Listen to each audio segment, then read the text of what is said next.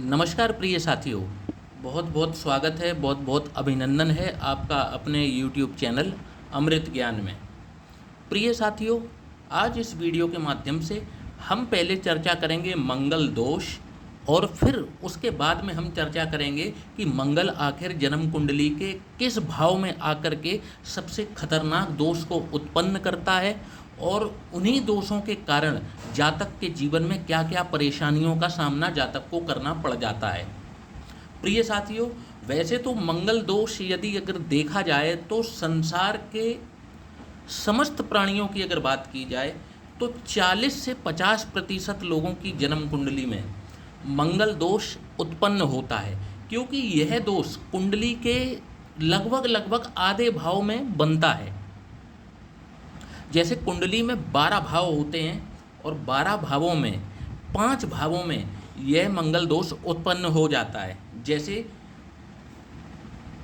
पहला भाव, चतुर्थ भाव, सप्तम भाव, अष्टम भाव और द्वादश यानी व्यय भाव में जब भी मंगल इन पांचों भावों में उपस्थित होते हैं तो यहाँ पर वे दोष उत्पन्न करते हैं।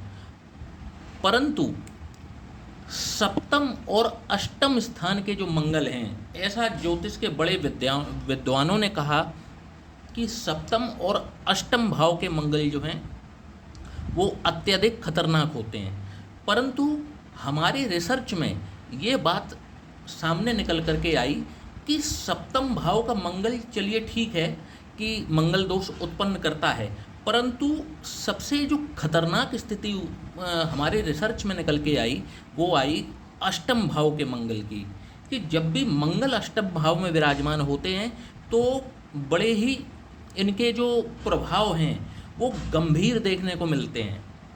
प्रिय साथियों, मंगल दोष जो है वो व्यक्ति को जीवन में एक स्वभाव के अगर बात की जाए तो ऐसे व्यक्तियों का जो मांगलिक होते हैं, आप देखेंगे कि इनके स्वभाव में कुछ चिड़चिड़ापन होता है, क्रोधी औरों से अधिक होते हैं।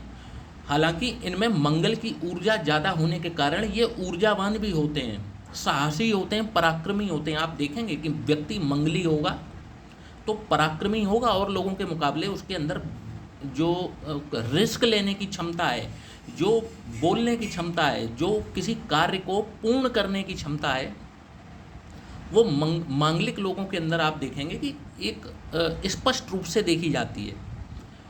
परंतु जब भी मंगल लगन में बैठते हैं तो इनकी ऊर्जा, इनकी दृष्टि सप्तम भाव पर पड़ती है और सप्तम भाव पर जब भी दृष्टि पड़ेगी तो व्यक्ति के जो वैवाहिक जीवन है उसको खराब करने का कार्य, क्योंकि यहाँ पर व्यक्ति के अंदर एक क्रोध की मात्रा जो है वो अधिक होती है, तो अपने क्रोध के कारण अपने वैवाहिक जीवन को ये संकट में डाल देते हैं। अब यदि इनको जीवन साथी भी मंगली मिलता है तो इस दोष का काट हो जाता है, और जैसे लोहा लोहे को काट देता है इसी तरीके से मांगलिक व्यक्ति और दूसरे मांगलिक व्यक्ति का अगर विवाह हो जाता है तो यह दोष स्वतः ही समाप्त हो जाता है। तो साथियों, अब बात करते हैं जो इन सभी पांचों मंगल दोषों में सबसे ज़्यादा खतरनाक है, जो देखने में आता है, वो आता है अष्टम भाव में जब भी मंगल विराजमान हों ऐसे व्यक्ति के। तो अब मैं सिम्टम्स बता देता हूँ कि क्या सिम्टम्स होंगे। तो जब भी मंगल अष्टम भाव में विराजमान होते हैं, ये अपनी पूर्ण चौथी दृष्टि से एकादश भाव को देखते हैं, लाभ भाव को देखते हैं। सप्तम दृष्टि से ये कुटुंब भाव को देखते हैं, वाणी का भाव है, धन का भाव है, इसको देखते हैं। और अपनी आठवीं दृष्टि से ये पराक्रम भाव को देखते हैं, आपके छोटे भाई बहनों को देखते हैं। तो साथियों, तो अब हम सिम्टम्स बता दें कि अष्टम भाव में मंगल जो है वो क्या परिणाम देने लगता है, और यदि आपके साथ भी कुछ स्थितियां ऐसी ही हैं तो आप हमें कमेंट बॉक्स में कमेंट के माध्यम से अपनी स्थिति से अवगत करा सकते हैं। हमारा उत्साहवर्धन तो होता ही है, क्योंकि हम एक कड़ी रिसर्च के साथ में ये जानकारी आपके लिए लेकर के आते हैं, तो इससे हमारा उत्साहवर्धन भी होता है और यदि आप किसी ऐसी परेशानी से उलझ रहे हैं, जूझ रहे हैं, तो आप हमें दिए गए नीचे व्हाट्सएप नंबर पर भी संपर्क कर सकते हैं। उचित जो भी मार्गदर्शन होता है हम यथासंभव देने का प्रयास करते हैं। तो प्रिय साथियों, जब भी मंगल देव अष्टम भाव में विराजमान होते हैं तो ऐसे व्यक्ति को किसी न किसी प्रकार की एक लाइलाज स्थायी रोग से ग्रसित व्यक्ति जरूर होता है। ठीक है, ये पहला पॉइंट है कि लाइलाज रोग, जिसका कोई इलाज नहीं है, इस प्रकार का कोई ना कोई रोग व्यक्ति को यहाँ पर बैठे मंगल देते हैं, स्वयं जातक को देते हैं। ठीक है, उसके बाद में इनके जो जीवन साथी हैं, यदि इन्होंने बिना कुंडली मिलाए जीवन साथी से विवाह किया है तो इन लोगों को सदैव शक की निगाह से ही इनका जीवन साथी देखता है। पॉइंट क्लियर हुआ कि इनका जीवन साथी शकी स्वभाव का होता है, इनको हमेशा शक के ही दायरे में देखता है इनका जीवन साथी। ये चाहे कितने भी दूध के धुले क्यों ना हों, कितने ही पवित्र आचरण के क्यों ना हों, इन पर वह दृष्टि ऐसी ही रखेगा कि बस शक ही करता रहता है इनके ऊपर। यदि ये एक स्त्री हैं तो इनको जो इनका जीवन साथी है वो एक एक रुपए के लिए तरसा के रखता है। तो स्त्री जातिका की जन्म कुंडली में जब भी अष्टम में मंगल होगा तो आप देखेंगे कि इनको ऐसे ही पतिदेव मिलते हैं जो इनको एक एक रुपया की तो बात बहुत बड़ी रही, इनको एक एक पैसे के लिए भी मोहताज करके रखते हैं। और बात की जाए अगर, आज की सबसे खास बात अब आपको बताते हैं कि अष्टम भाव में अकेला मंगल कभी भी इतना खराब नहीं करता। हालांकि दोष उत्पन्न करता है, छोटी मोटी चीज़ें आपको देखने को मिलेंगी, लेकिन अष्टम का अकेला मंगल इतना अनहित नहीं करता।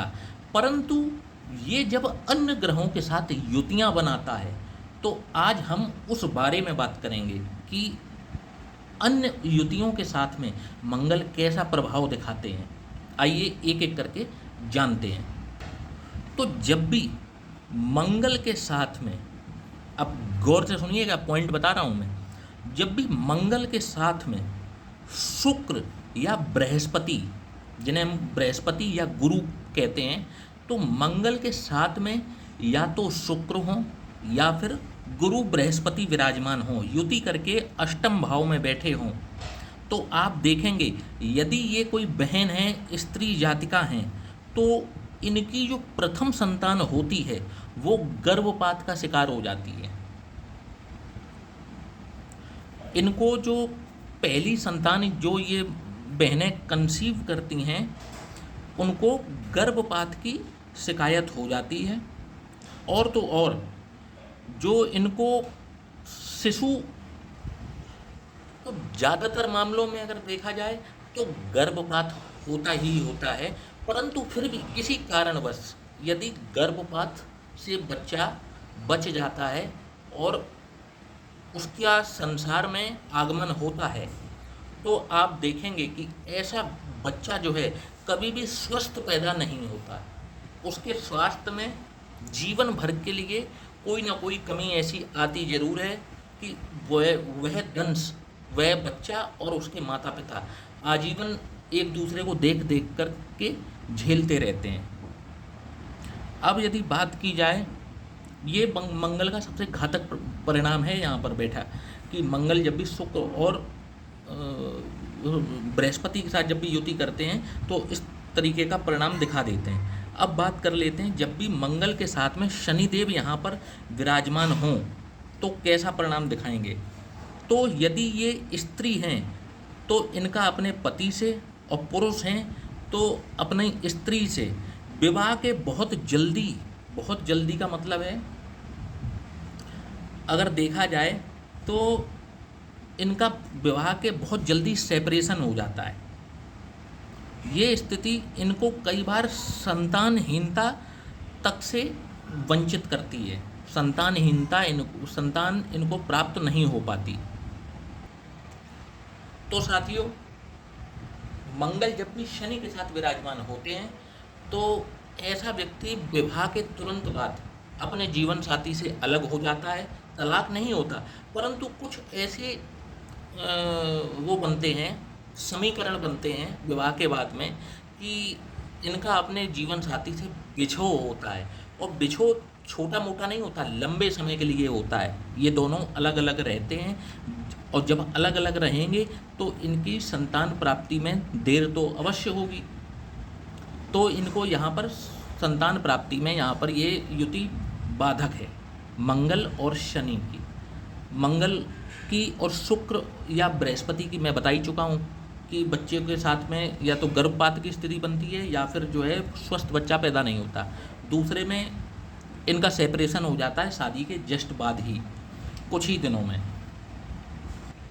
अब साथियों, जब भी यहाँ पर मंगल के साथ में यदि सूर्यदेव विराजमान हैं तो आप देखेंगे कि ऐसे व्यक्ति के एक्स्ट्रा मैरिटल अफेयर की तरफ ये युति खींचती है, खास तौर पर मंगल की दशा में या फिर सूर्य की दशा में या इन दोनों की अंतर दशाओं में।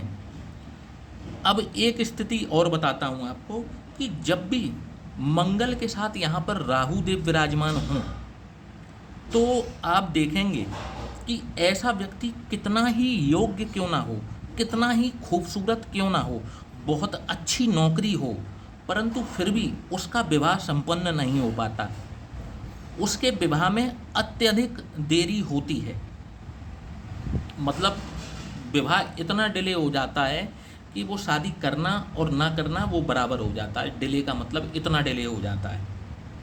अब यहीं पर जब भी मंगल के साथ में बुध देव विराजमान हो जाएं तो आप देखेंगे कि ऐसे जातक को केवल एक संतान की प्राप्ति होती है और बहुत प्रयास, बहुत कोशिशों के बावजूद भी उसको अगली संतान प्राप्त नहीं हो पाती। एक और मैं स्थिति की चर्चा करना चाहूँगा। यदि अष्टम भाव में मंगल है और अष्टम भाव में मंगल विराजमान है और चाहे ये कोई भी कुंडली हो, कोई भी कुंडली हो, तो मतलब किसी भी लग्न की कुंडली हो, अब लग्न कोई भी हो और इस लग्न का कोई ना कोई अष्टमेश तो होगा ही। जैसे मान लीजिए कि जैसे इसको वृष लग्न बनाते हैं, 2 नंबर की लग्न है यदि, तो यहाँ पर 9 नंबर होगा, तो इसके अष्टमेश कौन होंगे? गुरु।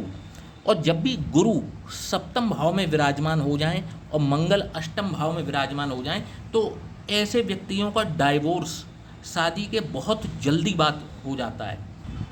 बहुत जल्दी से यहाँ पर मतलब है कि सालों में नहीं, कुछ महीनों में नहीं, बल्कि विवाह के हफ्ते 10 दिन के अंदर ऐसी स्थिति उत्पन्न होती है कि व्यक्ति दोनों जो हैं वो तलाक लेने पर आमदा हो जाते हैं। ये इस अष्टम भाव का कमाल है। जब भी मंगल अष्टम भाव में विराजमान हो और इसके अष्टमेश जो है सप्तम भाव में आकर के विराजमान हो जाएं तो ये स्थितियां मतलब शादी के 10 से 15 दिनों के अंदर ये स्थितियां उत्पन्न हो जाएंगी कि ऐसे जो कपल्स हैं वो डाइवोर्स के लिए केस फाइल कर देंगे। कारण कुछ भी हो सकते हैं, वो ग्रहों की स्थितियां बनाती हैं कारणों को, तो कारणों पर नहीं जाते हैं। तो साथियों, आशा करता हूँ कि आपको ये मेरा वीडियो पसंद आया होगा और यदि आप भी इसी तरीके की किसी समस्या से जूझ रहे हैं तो हमें कमेंट बॉक्स में आकर के कमेंट ज़रूर लिखिए। हमारा उत्साहवर्धन भी होता है और हम आपको सही मार्गदर्शन भी हो सकता है यथासंभव दे पाएँ। तो साथियों, इसी के साथ में अब इस वीडियो की समाप्ति की ओर है, तो आपसे अब आज्ञा चाहूँगा। जय श्री राम।